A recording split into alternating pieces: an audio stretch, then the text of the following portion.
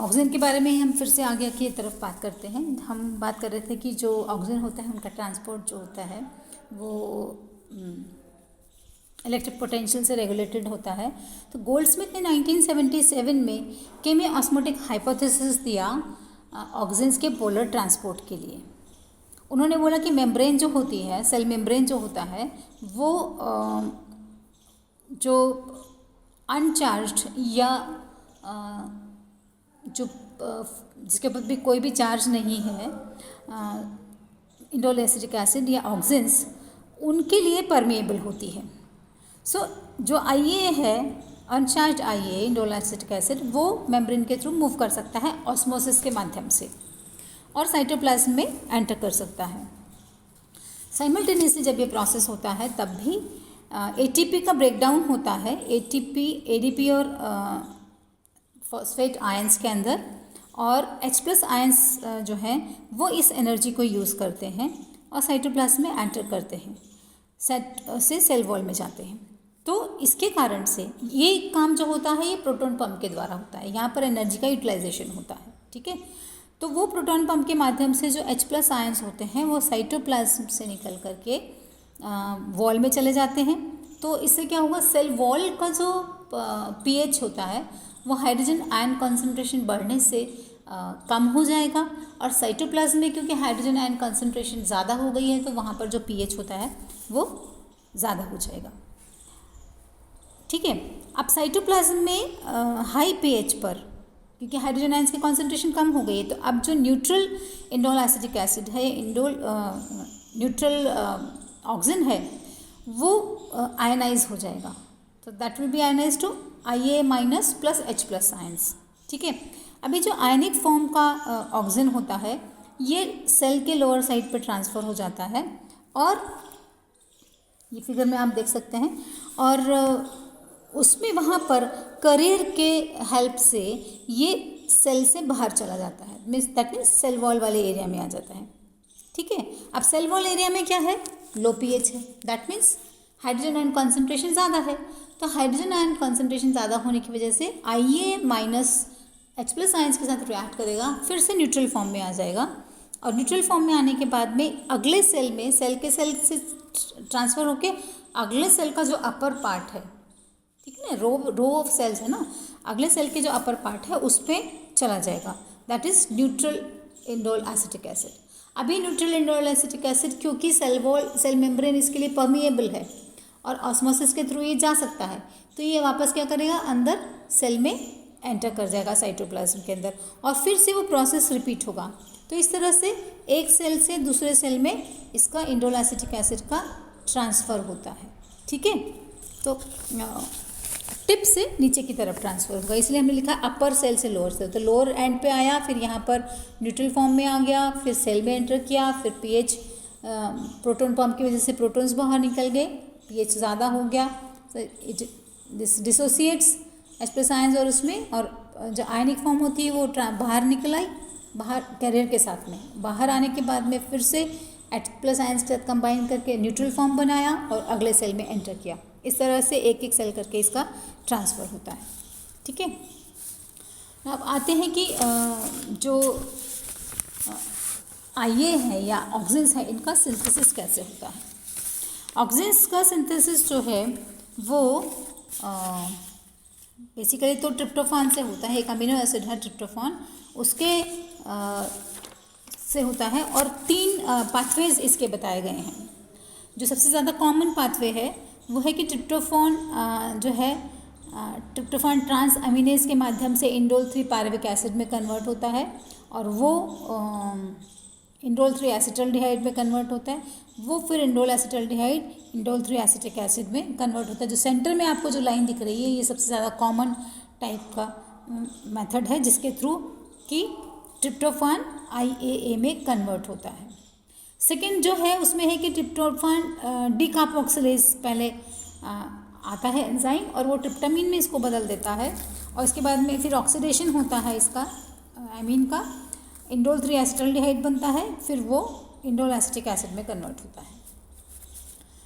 Third जो line है वो है कि ट्रिप्टोफान कन्वर्ट हो जाता है इंडोल 3 एसिटल डॉक्साइन के अंदर, और वो कन्वर्ट होता है इंडोल 3 एसिटोनाइट्राइल में, और एसिटोनाइट्राइल में कन्वर्ट होने के बाद में नाइट्रलेज के एक्शन से ये इंडोल 3 एसिटिक एसिड में कन्वर्ट होता है। तो ये 3 पाथवेज के थ्रू ट्रिप्टोफान IA में कन्वर्ट होता है। लेकिन ऐसा देखा गया कि जब एक्सटर्नली ट्रिप्टोफान प्रोवाइड किया गया प्लांट्स को, तो प्लांट्स ने उनको यूटिलाइज नहीं किया। तो साइंटिस्ट को लगा कि शायद कोई अल्टरनेटिव मेथड और भी होता है जिसमें कि ट्रिप्टोफान का यूटिलाइजेशन नहीं होता, किसी और माध्यम से भी इसका कन्वर्जन होता है। तो वो जो पाथवे कहलाता है उसको हम बोलते हैं ट्रिप्टोफान फ्री पाथवे, ठीक है, because it is not using tryptophan, ठीक है। तो ये होता है, इसमें इंडोल 3 ग्लिसरॉल फॉस्फेट यूटिलाइज होता है, ये कन्वर्ट हो जाता है ट्रिप्टोफान सिंथेटेज की एक्शन से सीरीन में और एक डबल रिंग कंपाउंड के अंदर, फिनोलिक कंपाउंड के अंदर। ये कन्वर्ट होता है इंडोल 3 एसिटोनाइट्राइल में या फिर इंडोल 3 पायरुविक एसिड में, ये दोनों कन्वर्ट हो सकते हैं आपस में, ठीक है। और इनके बाद में इन दोनों का कन्वर्जन आप जैसे पिछले उसमें देखे थे, इंडोल एसिटिक एसिड में कन्वर्ट हो जाते हैं दोनों ही फॉर्म्स, तो ये फिर इंडोल 3 एसिटिक एसिड में कन्वर्ट हो जाता है। तो इस तरह से ट्रिप्टोफान फ्री पाथवे में भी इंडोल एसिटिक एसिड बन सकता है, और जनरली अगर ट्रिप्टोफान को यूज़ कर रहे हैं तो वो 3 पाथवेज जो आपको बताए गए हैं उनके थ्रू भी इनका वो हो सकता है। Now if you see the chemical nature of this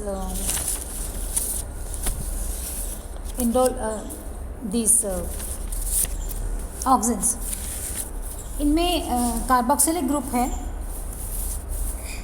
तो केमिकल नेचर के हिसाब से ये इनके अंदर मोनोसाइक्लिक ट्राइहाइड्रोक्सी कार्बोलिक एसिड हो सकते हैं। कुछ फ़र्क टाइप के हैं, अलग अलग टाइप के प्लांट्स में आपको अलग अलग तरह का इसके अंदर ये दिखेगा। कोल ने बताया कि उन्होंने ह्यूमन यूरिन से आइसोलेट किया था जो इंडोल एसिटिक एसिड है, इंडोल 3 इंडोल एसिटिक एसिड, उसको हेट्रोक्सिन नाम दिया गया था, C10H9O2N। तो दूसरा एक उन्होंने जो पहले आइसोलेट किया था that was monocyclic trihydroxy carboxylic acid, C18H32O6। तो डिफरेंट नेचर हो सकती है, बट कार्बोक्सिलिक ग्रुप ज़रूर है, तो इसीलिए हम इसको इंडोल एसिटिक एसिड बोलते हैं। सभी में आपको दिखेगा। मेसडम ऑयल से भी आइसोलेट किया गया था, ऑक्सिन भी आइसोलेट किया गया था, that was monocyclic hydroxy keto carboxylic acid, ठीक है। नेचुरल अगर आप ऑक्सिन्स देखेंगे तो इंडोल 3 एसिटिक एसिड सबसे ज़्यादा मात्रा में मिलता है। उसके अलावा इंडोल 3 एसिडल्डिहाइड मिलता है, इंडोल 3 एथेनॉल मिलता है, फ्लोर क्लोरो आयोडिंडोल एसिटिक एसिड मिलता है, फिनाइल एसिटिक एसिड मिलता है। तो ये कुछ कंपाउंड्स हैं जो कि काफ़ी कॉमनली मिलते हैं। The best is maximum amount में इंडोल 3 एसिटिक एसिड, जिसको हम IAA के नाम से कॉमनली बोलते हैं। उसके अलावा कुछ सिंथेटिक भी जो है बनाए जाते हैं, जिसमें इंडोल ब्यूटेरिक एसिड है, 2,4-D dichlorophenoxy acetic acid, 2,4,5-T 2,4,5 trichlorophenoxy acetic acid, ठीक है। तो ये काफ़ी कॉमन आप देखेंगे एग्रीकल्चर में, इसकी एप्लीकेशंस भी हैं, इनको हम अप्लाई करते हैं डिफरेंट पर्पसेस के लिए, वो भी हम बात करेंगे। अब हम आते हैं कि इसका एक्शन क्या है, कैसे ये काम करते हैं। और प्लस जब हमने वेंट का एक्सपेरिमेंट देखा था तो हमने देखा कि जो ट्रांसफ़र होता है नीचे, तो एक ब्लॉक में आपको 27% मिला, दूसरे ब्लॉक में 57% मिला। अगर आप इसको ऐड करते हैं तो दैट कम्स टू 84%। ये डिफरेंट ऑक्सीजन हैं, 84%। तो इसमें अगर आप देखेंगे तो 16% अभी कम है 100% से, कुछ कम ट्रांसफ़र हो तभी भी ठीक है, पर फिर भी टोटल कंटेंट जो है वो कम है। तो कुछ लोगों का मानना है कि इसमें से कुछ पार्ट ऑफ ऑक्सीजन डिस्ट्रॉय हो जाता है, ठीक है। तो डिस्ट्रॉय कैसे होता है, 2 तरीके होते हैं इसमें। एक है एंजाइमेटिक मेथड, दूसरा है फोटो डिस्ट्रक्शन। एंजाइमेटिक मेथड में IAA ऑक्सीडेज एक एंजाइम है, वो इनके ऊपर काम करता है। और डिफरेंट प्लांट्स में डिफरेंट तरह के आइसोमर्स इस एंजाइम के देखे गए हैं, जो कि पेरोक्सीडेज की जैसे काम करते हैं। और आईए को ऑक्सीडाइज करके इसमें से कार्बन डाइऑक्साइड निकल जाता है, तो जो फॉर्म हमको मिलती है वो इनएक्टिव इंडोल एसिटिक एसिड होती है, तब आईए का इनएक्टिवेटेड फॉर्म होता है वो। इसके अलावा बाउंड जो ऑक्सीजन्स होते हैं जो किसी किसी सब्सटेंस के साथ में बाउंड फॉर्म में होते हैं, उनके ऊपर इन एंजाइम्स का इफेक्ट नहीं होता। तो ये भी हो सकता है कि जब स्टोरेज होता हो प्लांट्स में आईए वगैरह का, वो बाउंड फॉर्म में हो for protection against the enzymes, ताकि उनका आराम से फटाफट से डिस्ट्रक्शन ना हो। दूसरा मेथड जो है वो है फोटो डिस्ट्रक्शन, मीन्स लाइट के प्रेजेंस में जो कम हो जाता है ऑक्सीजन का कॉन्सेंट्रेशन, उसके लिए है। अल्ट्रावायलेट लाइट है या आयनाइजिंग रेडिएशंस हैं, ये इसको इनएक्टिवेट कर देती हैं, ठीक है। मे बी दे एक्टिवेट आईए ऑक्सीडेज और उससे फिर वो इनएक्टिव फॉर्म में कन्वर्ट हो जाता है। अब अगर हम नापना चाहें कि किसी टिश्यू में कितना ऑक्सीजन है, तो उसको हम बोलते हैं बायोएसे। बायोएसे जो है उसमें हम एक मेथड यूज़ करते हैं जिसमें कि कोल्यूक्टाइल कर्वेचर टेस्ट सबसे ज़्यादा कॉमन है, जो वेंट ने दिया था 1926 में। इसके लिए जो कोल्यूक्टाइल टिप्स होती हैं, जई के सीड्स को सोक किया जाता है 2 दिन के लिए डार्क में, ताकि वो जर्मिनेट हो जाएं। अंधेरे में जर्मिनेट होते हैं तो कोल्यूक्टाइल्स निकल जाते हैं, फिर उनको रेड लाइट में रखते हैं ताकि उनका जो ग्रोथ है वो बहुत फास्ट ना हो, जो उनका हाइट है वो कम रहे।